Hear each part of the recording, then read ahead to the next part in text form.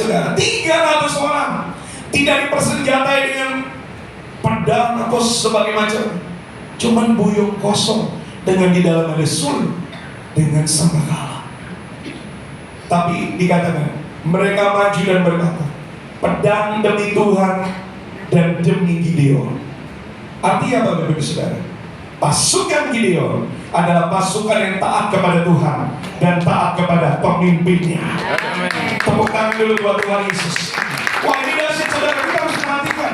Kenapa kita harus perhatikan? Karena ternyata taat kepada Tuhan dan taat kepada pemimpin, maka kita akan beroleh kemenangan. Di ayat berikutnya Bapak Ibu Saudara, kalau kita baca dalam Hakim-Hakim 7 ayat 21 sampai 22. Saya mau next kan? Bisa? Boleh dibantu? Boleh dibantu next? Thank you. Oke, thank you. Terima kasih. Hakim-Hakim 7 ayat 21 sampai 22 ayat selanjutnya dikatakan, sementara itu tinggal mereka berdiri. Mereka berdiri nih saudara lagi tiup sangkakala itu masing-masing di tempatnya sekeliling perkemahan itu, tetapi perhatikan, seluruh tentara musuh menjadi kacau balau, berteriak-teriak dan melarikan diri. Sedang ketiga 300 orang itu meniup sangkakala, maka di perkemahan itu Tuhan membuat pedang yang seorang diarahkan kepada yang lain. Lalu larilah tentara itu sampai ke Betsita dan ke arah Zerera, sampai ke pinggir Abel Mehola dekat Tabor. Wow, saudara, kalau kita taat kepada Tuhan dan pemimpin kita akan lihat Tuhan yang berperang ganti setiap kita. Gideon menang, pasukan Gideon menang, bukan karena tajamnya pedang, tapi karena mereka taat kepada Tuhan dan taat kepada pemimpinnya. Tepuk tangan dulu buat Tuhan Yesus, saudara. Apa yang saya mau sampaikan saudara? Ini dia. Kita boleh lihat video berikutnya. Bisa di-play, thank you. Revival besar terjadi di mana-mana. Pak Niko akan menyampaikan pesan. Ada 3 langkah untuk mengantisipasi keadaan dunia saat ini, baik politik, ekonomi, dan lain-lain. Yang pertama, doa. Yang kedua, berdoa. Dan yang ketiga, berdoa. Karena itu mari kita berdoa bersama-sama di gereja lokal, di daerah masing-masing, dalam kesatuan tubuh Kristus, agar lawatan Tuhan terjadi. Tuhan memberkati. Wow, kita kasih tepuk tangan dulu buat Tuhan Yesus, saudara. Ini seperti tadi Pak Budi sampaikan, saudara. Tuhan yang tadi saya tampilin video ini. Kenapa? Karena Pak Niko, gembala sidang kita, bersama ketua umum Sinode GBI, semua jajaran pemimpin-pemimpin yang ada, BPH yang ada, itu berkata bahwa ke depan ini kita harus berdoa. Yuk katakan sama-sama, berdoa. Bilangkan kirinya, kamu harus berdoa.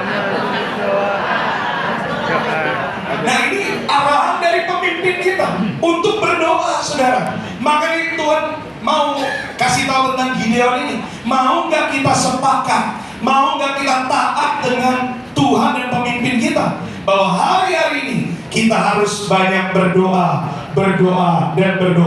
Saya tahu lewat diklat doa ini, Rayon 1F, Rayon 70 akan bangkit pasukan-pasukan doanya. Kita akan mulai bergerak dalam doa demi doa. Katakan amin, saudara. Nah, ini perlu kesepakatan. Makanya saudara ikut ini jangan karena terpaksa. Aduh, saya diajak teman. Aduh, wajib, nanti gak enak sama Pak Budi ditanyain, kamu kenapa gak ikut? Rasa terpaksa, saudara. Jangan, saudara. Tapi biarlah kita datang pagi ini, saudara, buka hati saudara dan bilang, Tuhan, bentuk saya. Karena Tuhan mau pakai saudara dan saya di zaman ini. Amin. Yang percaya katakan amin, saudara. Amin. Nah, saya lanjutkan dulu, saudara. Mengapa kita harus berdoa? Yang pertama, doa adalah nafas hidup orang percaya. Kalau kita percaya kepada Tuhan, kalau kita bilang kita mengasihi Tuhan, doa ini adalah komunikasi dua arah antara kita dengan Bapa di surga. Bukan berarti doa itu cuma kita ngomong, Tuhan aku pengen ini, aku perlu ini Tuhan. Ya betul, Tuhan sangat tahu apa yang kita perlukan. Tapi juga izinkan Tuhan lewat doa juga menyampaikan isi hati dan di hati kita. Supaya waktu kita berdoa, kita tidak egois, saudara. Tapi kita juga mau belajar mengerti detak jantung hatinya Tuhan. Makanya setiap kita, apapun bidang pelayanan kita, apapun profesi kita, selama kita mengikut Yesus, kita harus suka berdoa. Amin. Saya banyak ketemu saudara ya, mungkin pemuji penyembah, karena saya juga pelayanan pemuji penyembah gitu ya. Jadi kalau pemuji penyembah, wah kita kan ekspertisnya di pujian penyembahan, nyanyi, main musik itu kan udah sulit gitu ya. Kalau doa, bagiannya berdoa. Betul apa betul gitu saudara? Tapi apakah begitu? Enggak. Karena kita adalah orang percaya, artinya kita semua harus berdoa. Karena nafas hidup orang percaya. Kita mau pelayanan, awalnya harus doa. Bukan karena pengalaman, wah saya udah biasa pelayanan Pak, jadi gak perlu doa-doa. Tapi waktu awal begitu, tolong saya Tuhan.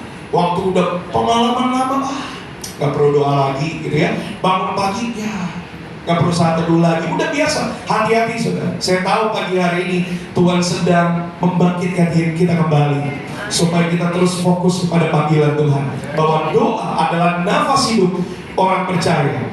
Dalam 1 Tesalonika 5 ayat 18 katakan, tetaplah berdoa. Makanya kalau hari-hari ini saudara sedang kurang berdoa, ayo mulai doa lagi saudara. Mulai berdoa bukan cuma buat kebutuhan kita, tapi mulai juga berdoa syafaat untuk orang lain saudara. Berdoa syafaat untuk Indonesia. Waktu saudara lihat berita, lihat keadaan bangsa, lihat terjadi kasus kriminalitas, jangan kita diem aja, wah parah ya, gini loh. Tapi kita mulai ada roh syafaat di hati kita, yang mulai punya belas kasihan dan berdoa saudara. Itu yang sedang Tuhan bangkitkan hari-hari ini. Saya percaya kalau saudara datang mungkin tadi kurang berdoa, saya percaya pagi ini Tuhan sedang urapi saudara dengan urapan yang baru. Amen. Sehingga kau mulai suka berdoa. Roh syafaat turun di hatimu. Dan saya terlalu percaya, doa orang benar sangat besar kuasanya. Tepuk tangan buat